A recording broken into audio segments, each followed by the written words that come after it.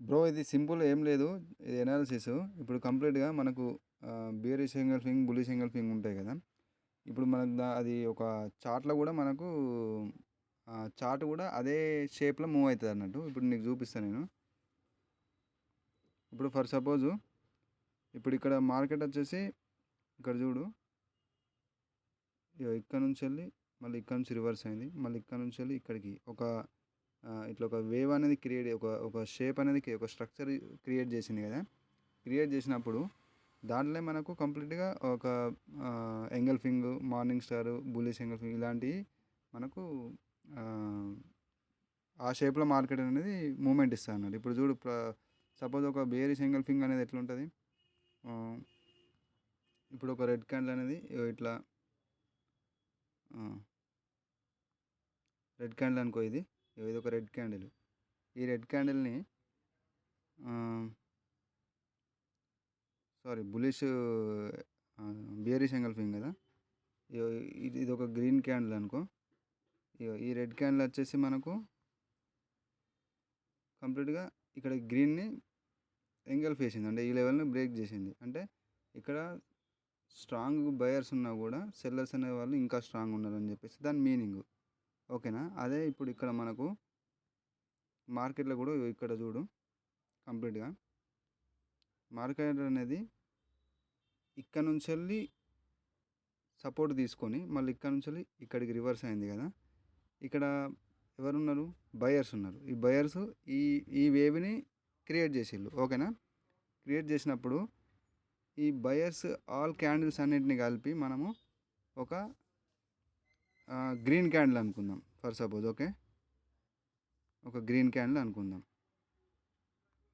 ఓకేనా? ఇగో ఇక్కడ నుంచెళ్ళి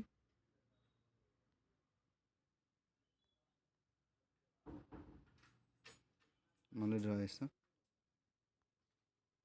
ఇగో ఇక్కడ నుంచెళ్ళి ఇది ఒక గ్రీన్ క్యాండిల్ అనుకుందాం. ఓకేనా? మళ్ళా సేమ్ ఇక్కడ నుంచెళ్ళి సపోర్ట్ తీసుకొని సెల్లర్స్ ఇక్కడ దాకా ఎంట్రీ ఇచ్చిల్లు. అంటే ఈ లెవెల్‌ని బ్రేక్ చేసిల్లు. ఇక్కడ నుంచి ఎక్కడైతే బయర్స్ అనేవాళ్ళు స్ట్రాంగ్ ఎంటర్ అయ్యిల్లో ఆ లెవెల్‌ని సెల్లర్స్ అనేవాళ్ళు బ్రేక్ చేసిల్లు. ఎక్కడ అది ఇంత స్ట్రాంగ్ సెల్లర్ మూవ్‌మెంట్ ఎక్కడి నుంచెల్లి వచ్చింది? ఇగో ఈ లెవెల్ నుంచెల్లి వచ్చింది. ఓకేనా? కాబట్టి ఇప్పుడు మనం ఈ సెల్లర్స్ మూవ్‌మెంట్‌ని ఒక రెడ్ క్యాండిల్ లెక్క వేసుకుందాం.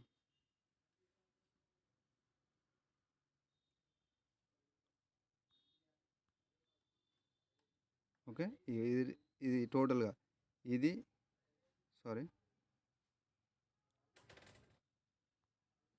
ఈ గ్రీన్ క్యాండిల్, ఇది రెడ్ క్యాండిల్. ఈ మార్కెట్ ఎట్లా ఒక బేరిష్ ఎంగల్ఫింగ్ లాగా మనకు చార్ట్ అనేది క్రియేట్ చేసింది. ఓకేనా? ఇప్పుడు ఇక్కడ లాజిక్ ఏంటిదంటే ఈ బియరిష్ ఎంగల్ఫింగ్ యొక్క రెసిస్టెన్స్ లెవెల్ ఏదైతే మనకు ఇక్కడ ఈ లెవెల్ ఇక్కడ నుంచి స్ట్రాంగ్ సెల్లర్స్ ఉన్నారు కాబట్టి ఈ వేవ్ యొక్క ఈ రెసిస్టెన్స్ లెవెల్ మనకు నెక్స్ట్ వచ్చేసి ఒక స్ట్రాంగ్ ఫ్యూచర్లో మనకు ఒక సపోర్ట్ లెవెల్గా పనిచేస్తుంది అన్నట్టు. ఇక్కడ చూడు, ఇక్కడ ఒక లెవెల్ గ్రే చేసుకుంటే కరెక్ట్ ఇక్కడ ఈ ఈ గ్రీన్ క్యాండిల్ వచ్చేసి ఈ లెవెల్ దగ్గర రిజెక్షన్స్ క్లోజ్ అయింది. ఇక్కడ నుంచి మనం 3 మినిట్స్ నుంచి 5 మినిట్స్కి మనం ట్రేడ్ ఓపెన్ చేస్తే సూపర్గా విన్ అన్నట్టు. అంటే ఈ స్ట్రక్చరు ఈ లెవెల్ ఎనాలిసిస్ తోటి మనము 3 లేదా 4-5 మినిట్స్ మనం ఎక్కడైతే లెవెల్ కొంచెం దూరం ఉందో ఆ లెంత్ను బట్టి మనం 3 మినిట్స్ లేదా 5 మినిట్స్ 4 మినిట్స్ ఓపెన్ చేసుకోవచ్చు. షూర్గా 100% విన్ అవుతుంది. ఓకేనా?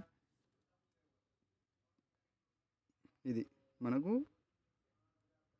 ఈ ప్యాటర్న్స్ అనేది ఈ bearish engulfing, bullish engulfing patterns అనేది మనకు చార్ట్లో కూడా ఆ షేప్లో మూవ్ అవుతాయి అన్నట్టు. అది మనం ఫైండ్ అవుట్ చేయగలిగితే ఫ్యూచర్లో మనం నెక్స్ట్ దాని లెవెల్ అనేది తీసుకోవచ్చు. ఎందుకు ఇక్కడ ఈ బేరిష్ ఎంగల్ఫింగ్ అంటే బేరిష్ ఎంగల్ఫింగ్లో ఏముంది, బియర్స్ ఎంగల్ఫింగ్ చేస్తారు. అంటే సెల్లర్స్ అనేవాళ్ళు స్ట్రాంగ్ ఉన్నారు.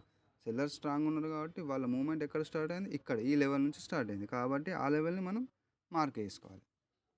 ఒకవేళ బుల్లిష్ ఎంగల్ఫింగ్ అయితే ఇదే రెడ్ క్యాండిల్ని వాళ్ళు బ్రేక్ చేస్తారు.